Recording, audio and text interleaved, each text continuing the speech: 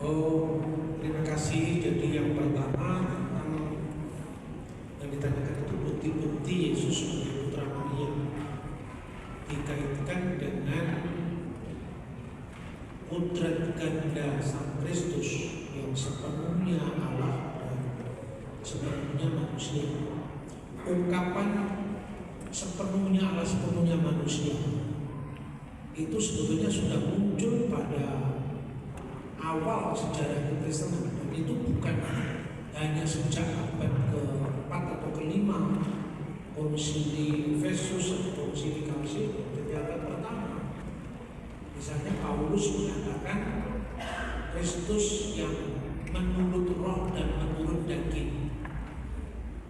Kata pneuma itu merujuk kepada Kristus secara roh sebagai firman yang kekal bersama Allah, yang itu yang pra-ada, pra-eksisten. Kristus sebagai firman Allah.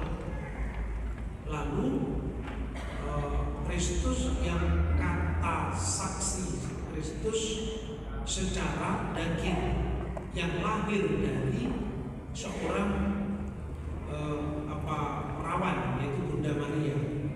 Itu ada dalam surat Roma, ada dalam Galatia pasal 4 ayat 4. Setelah genap waktunya Allah mengutus anaknya yang lahir dari seorang perempuan dan tunduk pada hukum Taurat. Itu ada kelahiran fisik.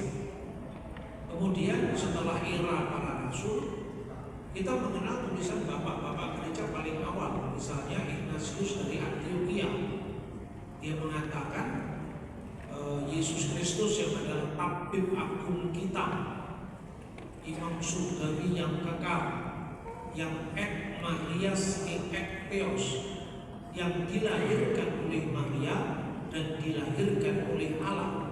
Apa maknanya ini? Yang pertama, dilahirkan oleh Maria itu kelahiran fisiknya ke dunia. Itulah yang disebut dalam bahasa teologis kita the virgin birth of Jesus Christ.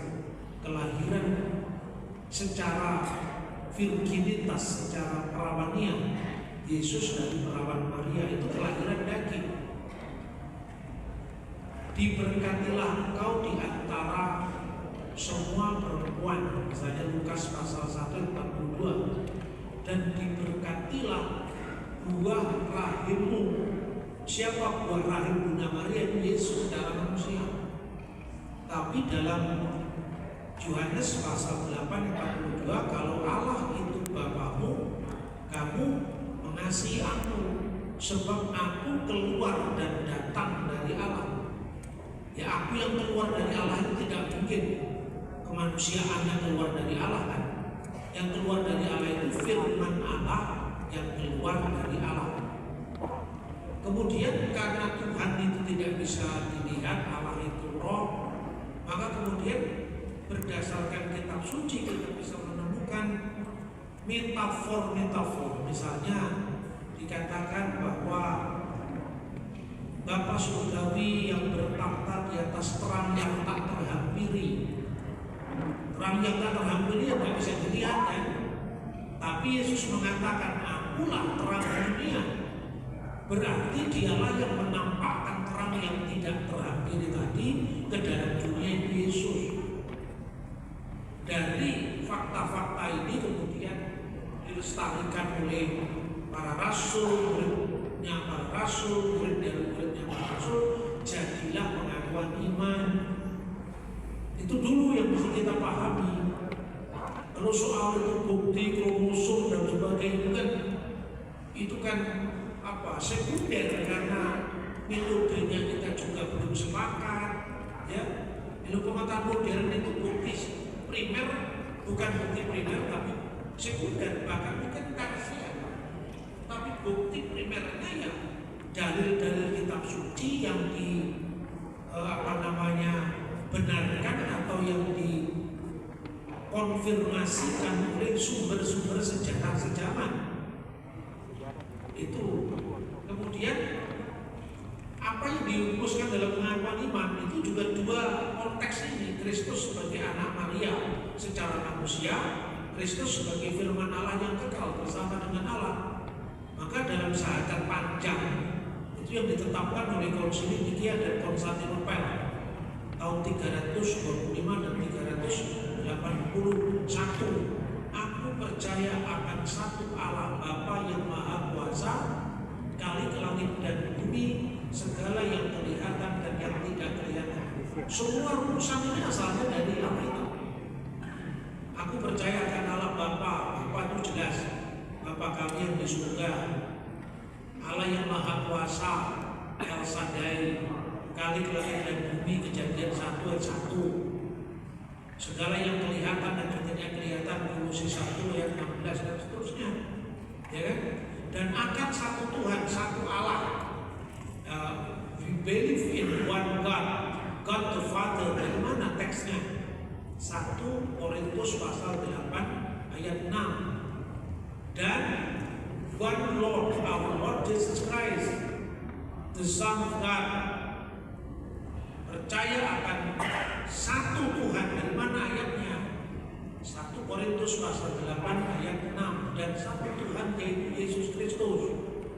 Tapi bukan Yesus hanya dalam keadaannya sebagai manusia. Maka dikatakan yang olehnya segala sesuatu telah dijadikan. Olehnya itu bukan oleh kemanusiaannya, oleh yang menunjuk kepada in the beginning was the Word and the Word was with God and the Word was God, sebagai the Word of God. Kenapa the Word of God, firman Allah itu sama atau Allah itu sendiri? Ya tidak mungkin kalau firmannya Allah bukan Allah. Tidak mungkin firmannya Allah itu adalah ciptaan, karena Allah menciptakan dengan firman-Nya. Masa firman diciptakan? Siapa yang menciptakan firman? Karena Yesus itu firman Allah. Dan firman itu bukan sekedar perkataan verbal. Firman itu artinya sabda. Firman itu artinya intelektual yang ada dalam diri Allah, ilmunya Allah, hikmatnya Allah, itu semua sabda. Apa yang dikehendaki jadi, itu otoritas dalam diri Allah. Makanya nantinya oleh bimbingan Roh Kudus itu disebut sebagai pribadi, bukan sekedar kuasa, tapi pribadi. Nah, tapi pribadi di sini bukan pribadi yang terpisah satu sama lain. Bapa, Putra dan Roh Kudus itu masing-masing pribadi, tapi diskresi non separati, bisa dibedakan satu sama lain, tapi tidak bisa dipisahkan. Seperti pikiran seseorang dengan roh seseorang ada dalam diri seseorang. Hanya bedanya kalau saya dengan jiwa saya tidak bisa komunikasi kecuali hanya dalam bentuk bermazmur, pujilah Tuhan ya jiwaku, ya toh.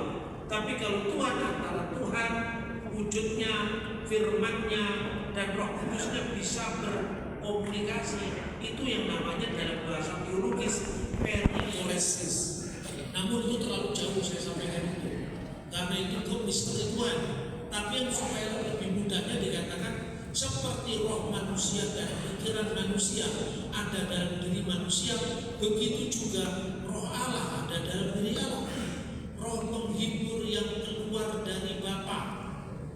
Yohanes pasal 8 ayat 26. Yesus juga keluar dari Allah. Aku keluar dan datang dari Allah. Itu bukan kemanusiaannya yang keluar dari Allah, tapi firman Allah itu keluar dari Allah.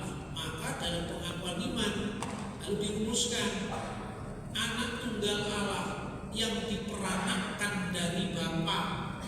Ada nggak orang yang diperanakkan dari Bapa? Ayo, semua orang beranak dari mama, tidak ada beranak dari Bapa.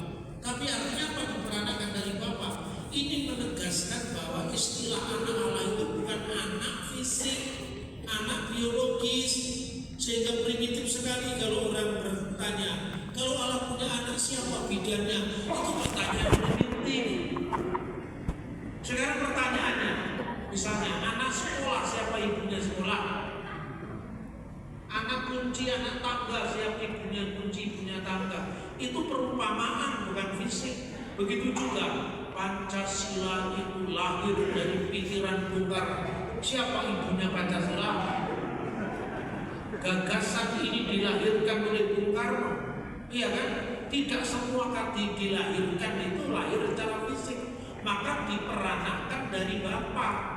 Karena Bapa di sini bukan Bapa fisik tapi Heavenly Father, maka dikatakan sebelum segala zaman.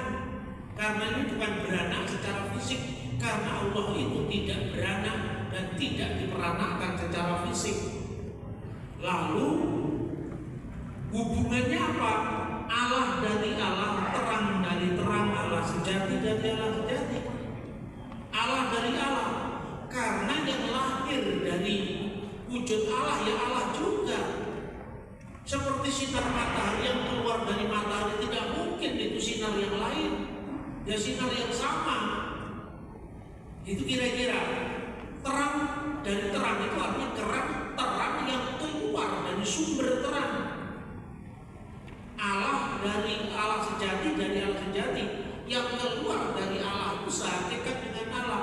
Itu untuk menghadapi ajaran filsafat Yunani bahwa Allah itu sebagai kenyataan awal itu kemudian beremanasi, ya, mengalir. Aliran pertama lebih tinggi dari aliran kedua lebih tinggi dari aliran ketiga, aliran keempat lebih tinggi dari aliran ketiga. Ini yang namanya ajaran emanasi.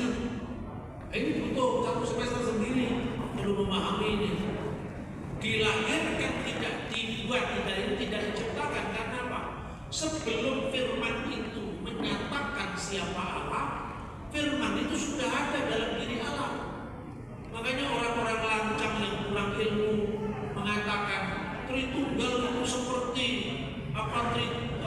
tiga serangkai dewa Mesir kuno, Isis, Osiris, dan Horus. Terus saya jawab, Horus itu anaknya siapa? Anaknya Isis dan Osiris. Sebelum Horus ada, dilahirkan ke dunia, Horus tidak ada.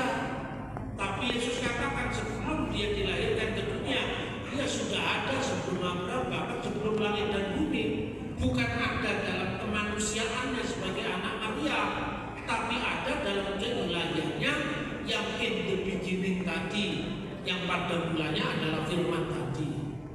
Nah kemudian lahir ke dunia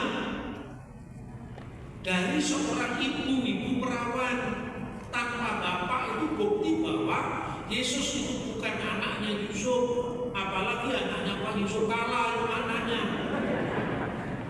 Clear toh? Jadi artinya yang pertama itu divine birth of Jesus Christ, kelahiran ilahi. Apa artinya anak Allah itu? Allah menyatakan diri lewat firman-Nya. Makanya Allah yang tidak kelihatan menjadi kelihatan oleh kedatangan Yesus Kristus. Loh kok Allah bisa digambar, Pak? Yang digambar itu kan kemanusiaan Yesus. Allah tidak bisa digambar, dilihat aja tidak bisa. Tidak seorang pun pernah melihat Allah. Tapi anak tunggal yang di pangkuan Bapa, dialah yang menyatakannya. Jadi yang digambar, yang dilahirkan Bunda Maria, yang mati disalibkan itu kemanusiaannya. Dia yang dibunuh dalam keadaannya sebagai manusia. Tapi anak Allah tidak bisa dibunuh dalam keadaannya sebagai firman. Karena dia bertata di atas terang yang tak terhampiri, satu dengan sumber terang tadi satu dengan sumber terang, maka tidak mungkin dia bisa dibunuh. Yang dibunuh itu kemanusiaannya itu. Kira-kira seperti itu. Misalnya pikiran saya bisa nggak dibakar? Tidak bisa. Yang bisa dibakar buku saya yang isinya pikiran saya. Ketika kertasnya buku saya ini disebut penjelmaan pikiran saya, bisa nggak? Bisa, karena siapa yang membaca buku saya, dia memahami saya. Memahami pikiran saya, pikirannya Pak Bambang ya satu dengan Pak Bambang tadi. Tapi ketika buku saya terbakar, apakah pikiran saya itu terbakar? Ya tidak. Sama dengan ketika Yesus mati sebagai manusia, apakah anak Allah, firman Allah bisa mati? Tidak bisa mati. Makanya kalau di gereja timur itu dinyanyikan Kutusulillah, kutusulil kumi kuduslah Engkau ya Allah, kuduslah Engkau yang maha kuasa. Kutusulillahillayamut irhamna, kuduslah Engkau yang tak berkematian. Kudusun